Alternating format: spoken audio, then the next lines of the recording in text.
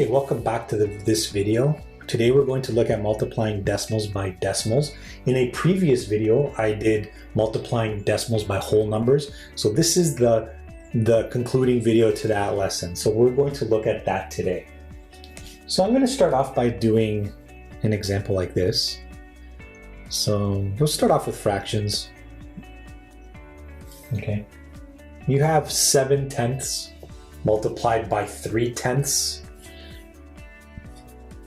That's going to equal 21 over 100. Okay, so let's convert it to decimals because that is the lesson for today, is looking at decimals. 7/10 is 0.7. 3/10 is 0.3. So now if you like to multiply in a more traditional way, like I do, I like lining them up like this. I don't like doing it linear like this. It bothers me. I don't know why. Maybe because I was taught this way. Well, here, you're now setting up a regular multiplication problem. You know you can't multiply zeros, so I'm going to pretend the zeros aren't here, and I'm going to ignore the decimals right now. So all you see right now is 7 times 3. I know 7 times 3 is 21. Now, here is the trick. Here's the important thing that you need to remember, is that when you added decimals, you put the decimal here. But when you're multiplying, you need to count how many decimal places you've multiplied. Here's one, and here's another one. That's 2 decimal places. So that means you take the decimal and you put it 2 decimal places. Your answer is 0.21. And you know that 21 over 100 is equal to 0.21. It's equal to 21%. These are all equivalent. Okay, I'm going to show you some more examples of this in action here. So let's do something like this. Let's do 2.8 multiplied by 0.4. Now again, I don't like doing it linear, in the linear way, just hate it. So I like doing it this way. Okay, so I'm going to multiply it out step by step without a calculator. So 8 times 4 is 32, carry the 3, 4 and 2 is 8, plus 3 is 11. So now I have 112 written here. However, I have 2 decimal places that have been used. And I need to go backwards, make sure there are 2 decimal places. 1.12. Let's double check on the calculator. 2.8 multiplied by 0.4, 1.12.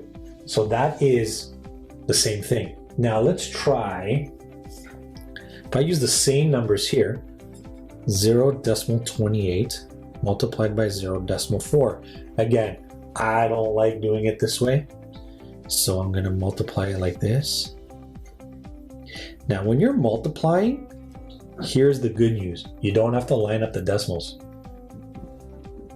Don't line up decimals when multiplying. You don't have to. Don't do it. You'll see why later.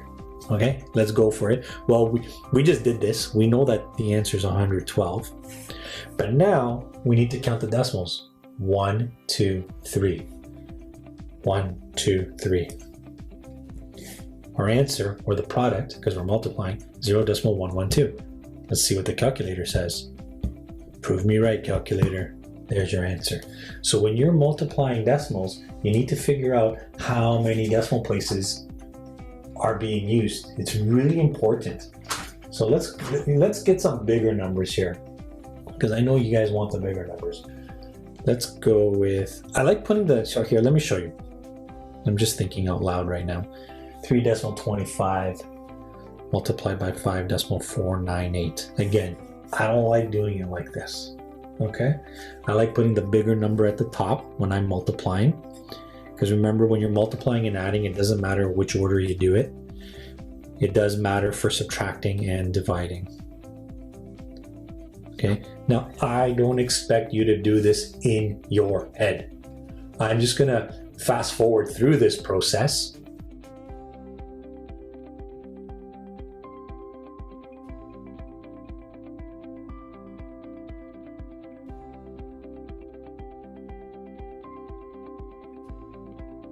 So now I'm going to take into consideration how many decimal spots were used.